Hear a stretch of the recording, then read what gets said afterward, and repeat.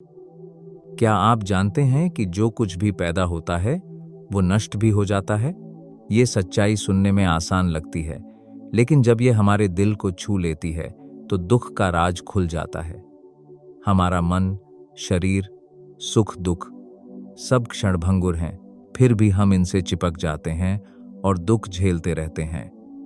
लेकिन क्या हो अगर मैं कहूं कि एक सरल अभ्यास से आप इन बंधनों से मुक्त हो सकते हैं? आइए समझते हैं विपश्यना का वो राज जो दुख को खत्म कर निर्वाण का द्वार खोल देता है। अगर आप तैयार हैं अपनी जिंदगी बदलने के लिए तो वीडियो अंत तक देखिए, क्योंकि ये सिर्फ ज्ञान नहीं, मुक्ति का रास्ता है और इस रास्ते पर चलकर अपने लक्ष्य निर्वाण को प्राप्त कर सकते हैं। नमस्कार दोस्तों, संप्रज्ञान चैनल पर आपका स्वागत है। जो उत्पन्न होता है वह नष्ट होता ही है। इस सच्चाई का अनुभव बुद्ध की शिक्षा का सारतत्व है। चित्त और शरीर उन प्रक्रियाओं का समूह मात्र हैं जो निरंतर उत्पन्न होती हैं और नष्ट हो जाती हैं। हमारा दुख तब उत्पन्न होता है जब हम उन प्रक्रियाओं के प्रति, जो वस्तुतः क्षणभंगुर तथा निस्सार हैं, आसक्ति करते हैं। यदि हम इन प्रक्रियाओं की अनित्यता का प्रत्यक्ष अनुभव कर सकें और इनके प्रति तटस्थ बने रहें, तब इनके प्रति हमारी आसक्ति समाप्त हो जाती है। साधक यही काम करते हैं। वे अपने अंदर की क्षण क्षण बदलती संवेदनाओं को देखकर उनकी अनित्यता, प्रकृति को समझते हैं, और जब कोई संवेदना प्रकट होती है तब वे प्रतिक्रिया नहीं करते अपितु समता बनाए रखते हैं। ऐसा करके वे अपने चित्त के पुराने संस्कारों को ऊपरी सतह पर आने पर नष्ट हो जाने देते हैं। जब सारे संस्कार और आसक्ति समाप्त हो जाती है तब दुख समाप्त हो जाता है और हम मुक्ति का अनुभव करते हैं। यह एक लंबे समय का काम है जिसमें लगातार अभ्यास की आवश्यकता होती है। साधना मार्ग के प्रत्येक चरण पर लाभ प्रकट होते हैं, लेकिन उनकी प्राप्ति के लिए लगातार बार बार प्रयास करने की आवश्यकता होती है। केवल धैर्य और दृढ़ता पूर्वक निरंतर काम करके साधक अपने लक्ष्य की ओर आगे बढ़ता है। परम सत्य का प्रतिवेदन। इस मार्ग पर प्रगति के 3 चरण हैं। पहला है केवल विधि के बारे में जानना कि यह क्यों और कैसे की जाती है। दूसरा है इसका अभ्यास। तीसरा है प्रतिवेदन, अपने बारे में सच्चाई का गहराई तक प्रतिवेदन करने के लिए विधि का प्रयोग करते हैं, जिससे कि परम लक्ष्य निर्वाण तक पहुंचा जा सके। बुद्ध ने प्राणियों के अपने तथा अन्यों के आकार, रूप, रंग, स्वाद, गंध, दुख, सुख, विचार और चित्त वृत्तियों के प्रकट संसार के अस्तित्व को इनकार नहीं किया। उन्होंने केवल इतना कहा कि ये परम सत्य नहीं है, बल्कि ये क्षणभंगुर हैं। सामान्य दृष्टि से हम केवल बड़े पैमाने वाले ढांचे को समझते हैं, जिसमें अधिक सूक्ष्म प्रपंच का अपने आप आविर्भाव होता रहता है। केवल ढांचे को देखने से और उनके अंतर्निहित घटकों को न देखने से हम प्रथमतः उनकी भिन्नताओं से परिचित होते हैं, अतः उनमें भेद करते हैं, उन पर लेबल लगाते हैं, उनके प्रति अभिरुचि और पूर्वाग्रह रखते हैं, उनको पसंद नापसंद करना प्रारंभ करते हैं। जो प्रक्रिया अंततः राग द्वेष में विकसित होती है। राग द्वेष की आदत से उबरने के लिए न केवल एक संपूर्ण दृष्टि का होना आवश्यक है, बल्कि वस्तुस्थिति को उनकी गहराई में देखना, अंतर्निहित तथ्यों को समझना भी आवश्यक है, जो प्रकट सत्य का निर्माण करते हैं। ठीक यही बात विपश्यना का अभ्यास हमें करने के लिए कहता है। स्वभावतः आत्मनिरीक्षण स्वयं के सर्वाधिक स्पष्ट रूप, शरीर के विभिन्न भाग, विभिन्न अंग तथा अवयव से आरंभ होता है। गहरे निरीक्षण से प्रकट होता है कि शरीर के कुछ भाग ठोस, कुछ द्रव, कुछ गतिशील अथवा स्थिर हैं। संभवतः हम शरीर के तापमान को अपने चारों ओर के वातावरण के तापमान से भिन्न समझते हैं। ये सभी निरीक्षण अधिक आत्मजागरूकता के विकास में सहायता कर सकते हैं। तदपि वे सभी आत्मनिरीक्षण भासमान सत्य को संघटित आकार अथवा रूप में देखने के परिणाम हैं। परिणाम स्वरूप भेद जैसे अभिरुचि, पूर्वाग्रह, राग तथा द्वेष बने रहते हैं। साधक के रूप में अपने अंदर की संवेदनाओं को देखने का अभ्यास करके हम आगे बढ़ते हैं। ये संवेदनाएं वस्तुतः एक सूक्ष्मतर सच्चाई को प्रकट करती हैं, जिनके बारे में पहले हम कुछ नहीं जानते थे। प्रथमतः हम शरीर के विभिन्न भागों में भिन्न भिन्न प्रकार की संवेदनाओं से परिचित होते हैं, जो उत्पन्न होती हैं, कुछ देर के लिए रुकती हैं और अंततः नष्ट हो जाती हैं। यद्यपि हम सतही स्तर से आगे निकल गए हैं, फिर भी अभी हम प्रकट भासमान सत्य के सामूहिक ढांचे को ही देख रहे हैं। इस कारण हम अभी भेदभाव तथा राग द्वेष से मुक्त नहीं हुए हैं। यदि हम परिश्रम पूर्वक अभ्यास जारी रखें तो देर सवेर हम एक ऐसी अवस्था पर पहुंचते हैं जहां संवेदनाओं का स्वभाव बदलता है। अब हम सारे शरीर में एक तरह की सूक्ष्म संवेदनाओं को जानते हैं, जो बहुत तेज गति से उत्पन्न और नष्ट होती हैं। हमने संगठित ढांचे से परे प्रतिवेदन किया है, जिससे हम उस अंतर्निहित तथ्य को, नन्हे नन्हे परमाणु कणों को, जिनसे सभी पदार्थ बने हैं, जिनसे उनकी रचना हुई है, उसको समझ सकें। हम इन कणों की क्षणभंगुर प्रकृति को, इनके निरंतर उदय व्यय होने का प्रत्यक्ष अनुभव करते हैं।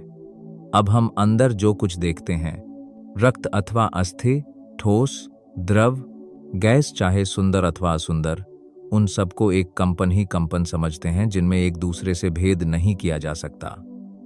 आखिरकार उनके भेदीकरण और लेबल लगाने की प्रक्रिया समाप्त हो जाती है। हमने अपने शरीर में ही पदार्थ के परमार्थ सत्य, उसकी निरंतर गतिशीलता तथा उदय व्यय का अनुभव कर लिया। इसी प्रकार मानसिक प्रक्रियाओं के भासमान सत्य का सूक्ष्मतर स्तर पर प्रतिवेदन किया जा सकता है। रुचि अरुचि की प्रतिक्रिया होती है। दूसरे क्षण मन रुचि तथा अरुचि की प्रतिक्रिया को दोहराता है और इसे बलवती बनाता है, जब तक कि ये राग द्वेष नहीं बन जाती हैं। हमें केवल घनीभूत प्रतिक्रिया की जानकारी होती है। इस सतही समझ से हम उनकी पहचान करने लगते हैं और उनको सुखद दुखद, अच्छा बुरा, चाही अनचाही रूप में देखने लगते हैं। परंतु जैसा कि भासमान भौतिक शारीरिक सच्चाई के मामले में होता है, वैसे ही चित्त की ठोस वृत्तियों में भी होता है। जब हम अंदर की संवेदनाओं को देखने लगते हैं, ये विघटित हो जाते हैं, जैसे रूप उप आणविक कणों की तरंगों के सिवा और कुछ नहीं। उसी तरह प्रबल मनोवेग भी क्षणिक रुचि अरुचि, संवेदनाओं की क्षणिक प्रतिक्रियाओं का केवल संघटित रूप है। एक बार जब प्रबल मनोवेग भी सूक्ष्मतर रूप में विघटित हो जाता है, तो अभिभूत करने की इनकी शक्ति नहीं रह जाती है। शरीर के विभिन्न भागों में विभिन्न स्थूल संवेदनाओं को देखने से हमें लगातार उदय व्यय होने वाली एक तरह की संवेदनाओं की जानकारी होती है। पूरे शरीर की संवेदनाएं बड़ी तीव्र गति से उत्पन्न और नष्ट होती हैं। उनका अनुभव कंपनों के प्रवाह की तरह, पूरे शरीर में बहने वाली धारा की तरह किया जा सकता है। हम जब कभी अपना ध्यान शारीरिक संरचना के अंदर ले जाते हैं, हमें उदय व्यय के अतिरिक्त किसी और चीज का ज्ञान नहीं होता है। जब मन में कोई विचार प्रकट होता है, तब हमें उसके सहचारी शारीरिक संवेदनाओं के उदय व्यय की जानकारी होती है। शरीर और मन का भासमान घनत्व पिघल जाता है और हमें रूप, नाम और संस्कारों के परमार्थ सत्य का अनुभव होता है, जो कंपन, दोलन और तीव्र वेग के साथ होने वाले उदय व्यय के अतिरिक्त कुछ नहीं। इस सत्य का अनुभव करने वाले बुद्ध ने कहा है, सब्बो आदिपितो लोको, सब्बो लोको पधुपितो, सब्बो पज्जलितो लोको, सब्बो लोको पकंपितो। सारे लोग संतप्त ही संतप्त हैं, सारे लोग संतापित ही संतापित हैं, सारे लोग प्रज्वलित ही प्रज्वलित हैं, सारे लोग प्रकंपित ही प्रकंपित हैं।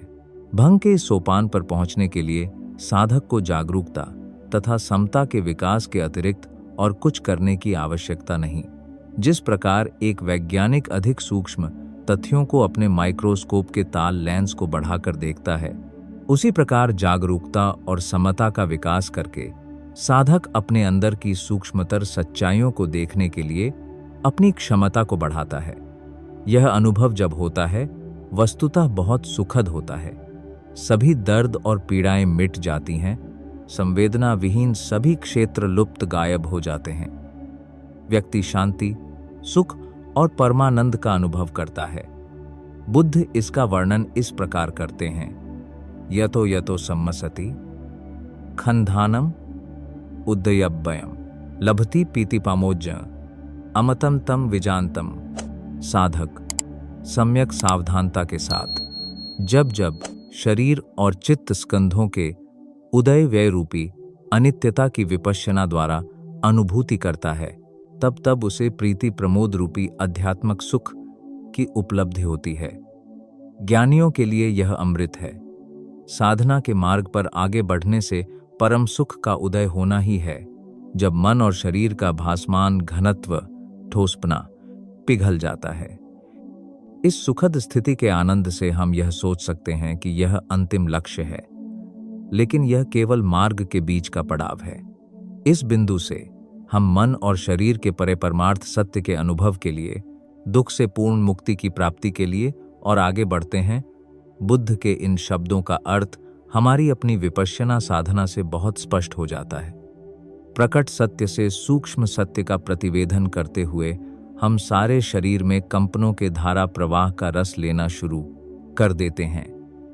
यूं करते हुए जब अचानक धारा प्रवाह गायब हो जाता है, तब फिर शरीर के कुछ भागों में घनीभूत दुखद संवेदना का अनुभव करते हैं और दूसरे भागों में संभवतः कोई संवेदना नहीं भी होती है।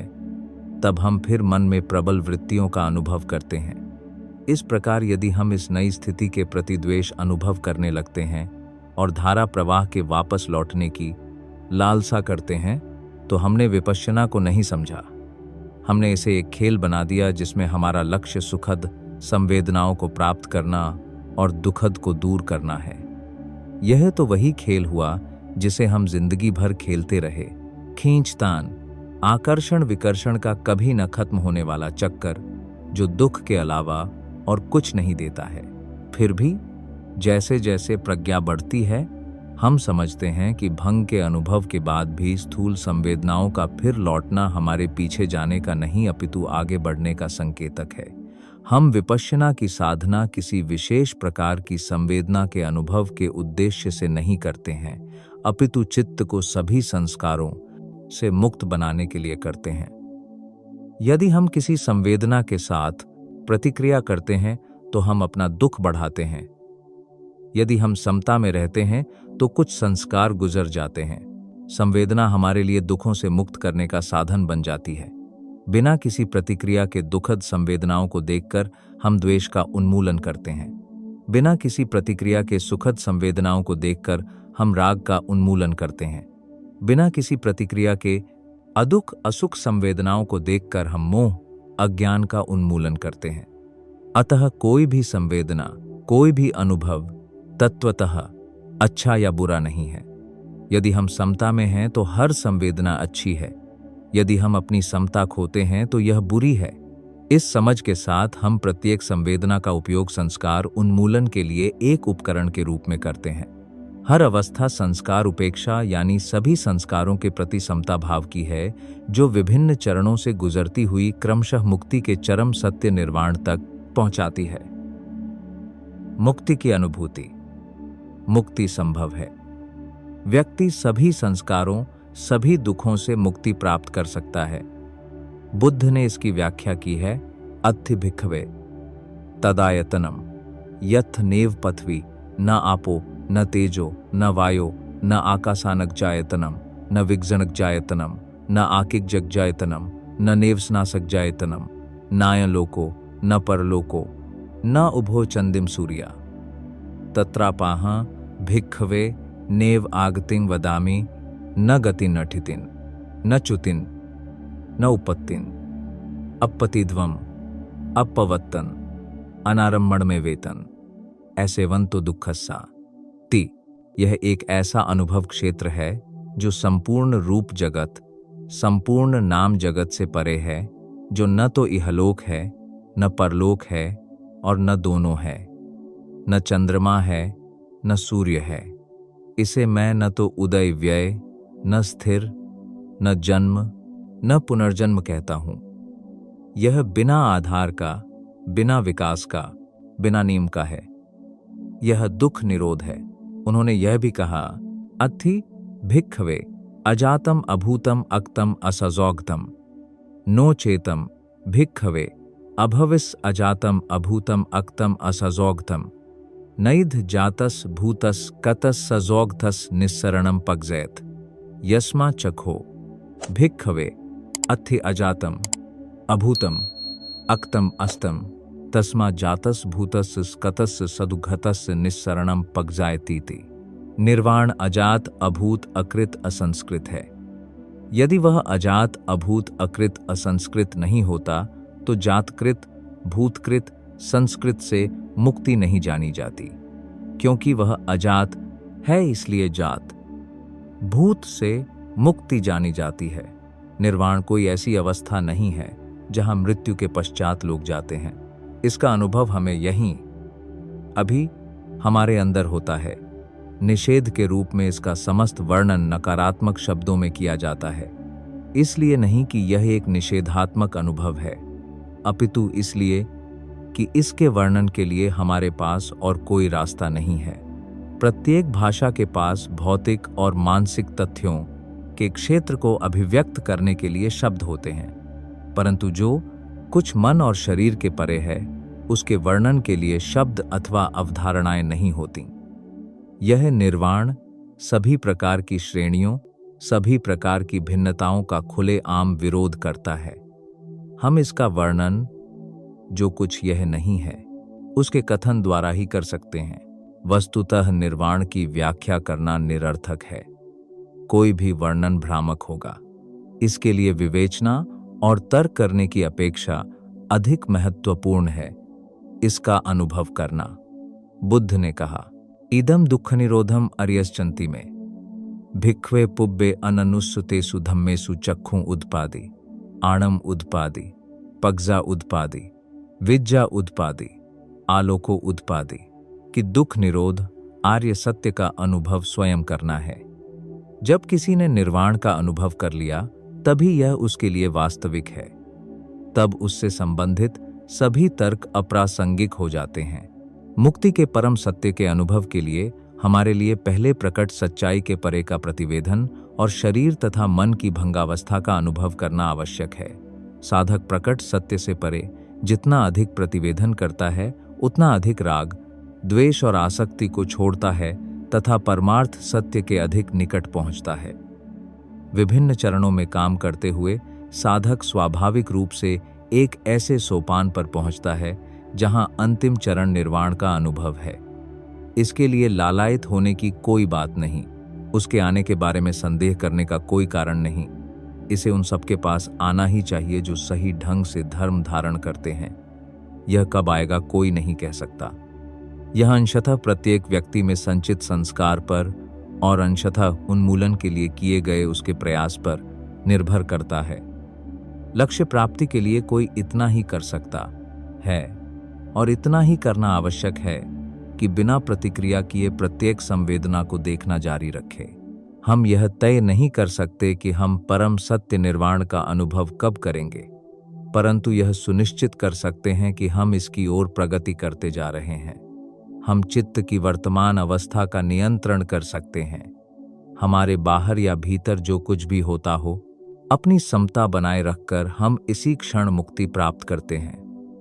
बुद्ध ने या जिसने भी इस परम सत्य को प्राप्त किया यही कहा है, योखो आวุसो रागक्षयो दोषक्षयो मोहक्षयो इदम वुच्यति निब्बान। नित्य राग का निरोध, द्वेष का निरोध, मोह का निरोध निर्वाण है। उस सीमा पर पहुंचकर जहां चित्त इनसे मुक्त हो जाता है, साधक मुक्ति का अनुभव करता है। प्रत्येक क्षण जब हम ठीक प्रकार से विपश्यना का अभ्यास करते हैं, इस मुक्ति का अनुभव कर सकते हैं। आखिर धम्म की परिभाषा ही है कि मुक्ति का फल यहीं और अभी मिलना चाहिए, न कि भविष्य में। साधना के मार्ग के प्रत्येक चरण पर हमें इसके लाभ का अनुभव होना चाहिए। प्रत्येक चरण सीधे लक्ष्य की ओर बढ़ना ही चाहिए। इस क्षण संस्कारों से मुक्त जो चित्त है वह परम शांत होता है। ऐसा प्रत्येक क्षण हमें पूर्ण मुक्ति के निकट ले जाता है। हम निर्वाण के विकास के लिए प्रयास नहीं कर सकते, क्योंकि निर्वाण का विकास नहीं होता है, यह एक अवस्था है। लेकिन हम उस गुण के विकास की कोशिश कर सकते हैं जो हमें निर्वाण तक ले जाता है। यह गुण है समता। प्रत्येक क्षण। जब हम प्रतिक्रिया किए बिना सच्चाई का निरीक्षण करते हैं, परम सत्य का प्रतिवेदन करते हैं। सच्चाई की पूर्ण जागरूकता पर आधारित समता मन का सर्वोच्च गुण है। वास्तविक सुख। एक बार बुद्ध से यह समझाने के लिए कहा गया कि वास्तविक सुख क्या है। उन्होंने अनेक कुशल कर्मों के नाम गिनाए जो ऐसे सुख के उत्पादक हैं जो वास्तविक उत्तम मंगल है। इन मंगल धर्मों की दो श्रेणियां हैं, अर्थात परिवार और समाज के प्रति अपने उत्तरदायित्व की पूर्ति करते हुए ऐसे कर्म करना जो दूसरों का हित संपादन करते हैं, और ऐसे कर्म करना जो चित्त को निर्मल बनाते हैं। दूसरों के हित से अपना हित अलग नहीं किया जा सकता है। अंत में उन्होंने कहा, फुट्ठस लोकधम में ही चित्तम यस न कंपति अशोकम विरजंखेमम एतम मंगलमुत्तमम। अर्थात जिसका चित्त लोकधर्मों जैसे लाभ हानि, निंदा प्रशंसा, यश अपयश, सुख दुख से कंपित नहीं होता, वह शोक रहित, निर्मल तथा निर्भय रहता है। यह उत्तम मंगल है।